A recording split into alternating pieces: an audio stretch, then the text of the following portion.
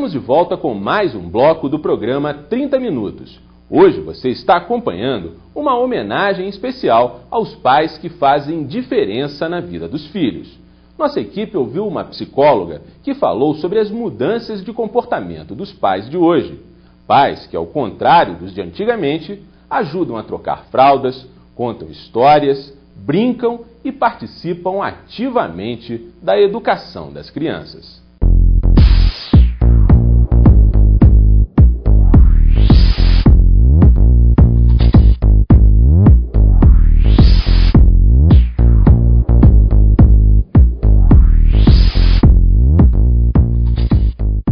Faz tempo que a psicóloga Lúcia Helena Cunha vem acompanhando a mudança do papel da figura paterna na família brasileira. O pai é aquele que assume uma função diante do seu filho e se responsabiliza pela formação dessa criança, que ele seja um parceiro capaz de trazer o filho para o mundo, que é muito essa função de um pai, que a mãe tem muita função de cuidar, de proteger, e muitas vezes ela quer ter o filho sempre nos seus braços.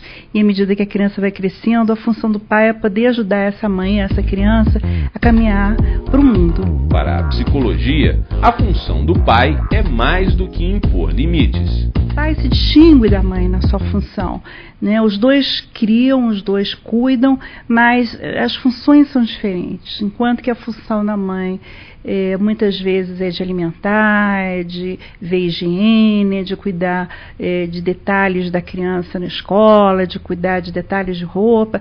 A função do pai muitas vezes é de ser o provedor, de trazer o dinheiro para casa, de assegurar que a criança realmente esteja dentro dos princípios do que se espera, né? Então ele incorpore, aprenda as noções de respeito, de moral, de ética, de cidadania, muitas coisas que o pai, sem saber que faz, está fazendo, né? O pai dá o limite, o pai dá a lei. Pouca gente se dá conta, mas a desestruturação da família, que na maioria dos casos dificulta a convivência dos pais com os filhos, pode causar sequelas na formação da personalidade da criança. A criança sem a figura paterna, ela sofre muito. A criança precisa muito da função paterna, né? Ela precisa muito, especialmente se for um filho, né?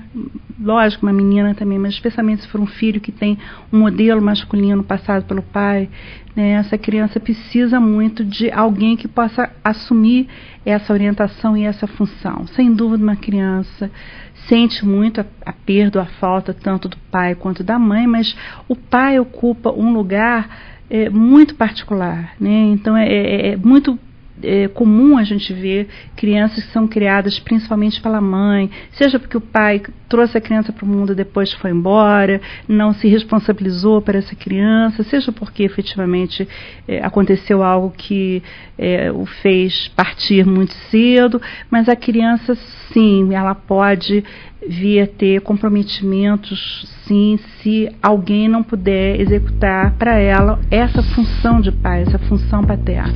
Só na medida em que o tempo vai passando, o indivíduo vai enxergando o pai não como um super-herói, mas como alguém passível de cometer erros.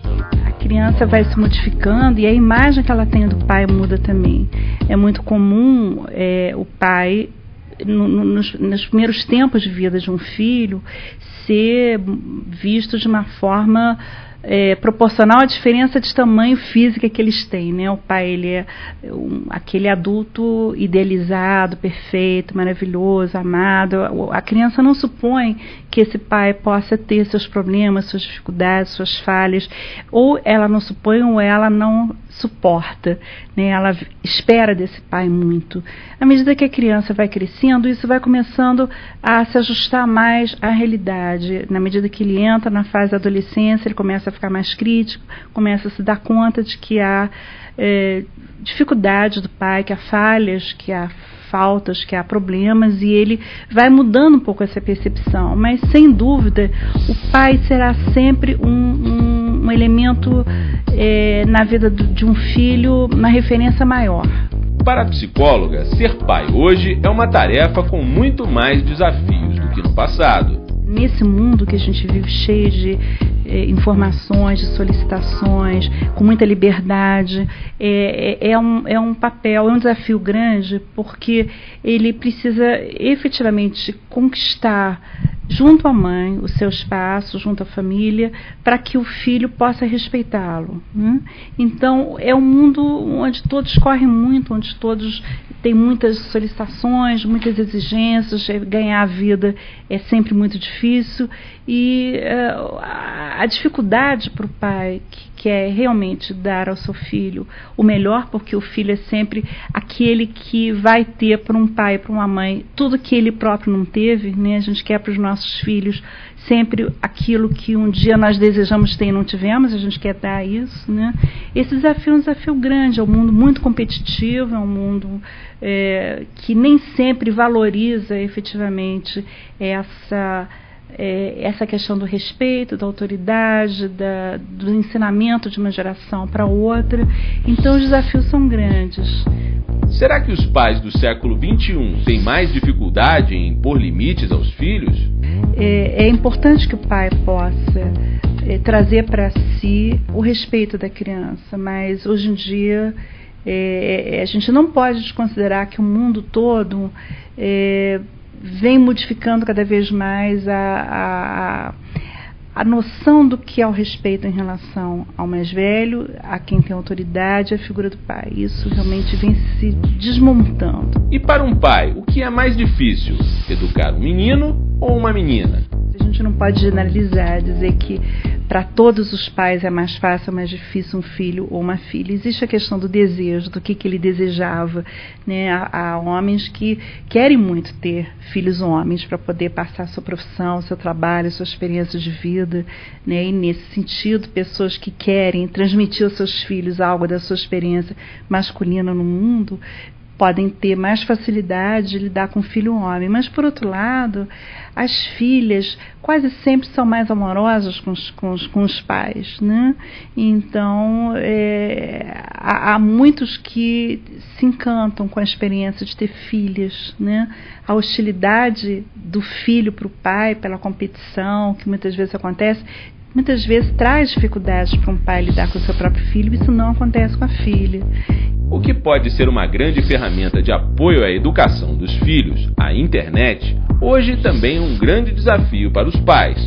Como eles podem evitar os excessos dos filhos na frente do computador? Eu acho que a explicação, a forma de um pai mostrar quais são os perigos, quais são os riscos, quais são as dificuldades, e fazer o filho perceber que quando ele diz não, quando ele diz aqui não, assim não, ele não está dizendo isso por um exercício arbitrário, sádico, ou duro, ou frio do poder. Ele faz isso porque ele sabe, ele já viveu, ele conhece mais do que o filho sobre os problemas que existem. Então é importante que o pai transmita ao seu filho a confiança de que ele sabe o que está fazendo, por que está fazendo. Para muitos, a figura do pai é insubstituível. Para a psicologia, na ausência do pai, outros também podem representar esse papel. Essa função pode ser feita, sim, por substitutos do pai, né? É muito frequente, hoje em dia, na nova família, haver dissoluções de casamentos, casais se separarem e depois haverem outros casamentos, a família se expandir no sentido de que existe um pai, um outro homem substituindo aquele espaço que um dia foi do pai, né? Ele, por sua vez, às vezes saiu de casa e formou outra família. E, então isso é algo que a gente vê acontecer com muita frequência.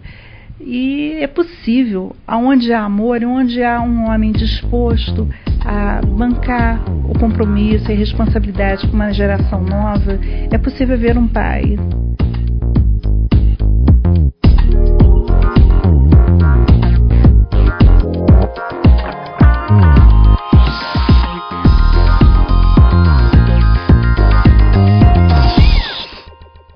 Daqui a pouco, o 30 Minutos vai ajudar você a escolher o melhor presente para o seu pai. Nós visitamos lojas onde o que não faltam são opções para pais de todos os estilos e de todas as idades. Fique com a gente depois dos nossos comerciais, tem muito mais para você.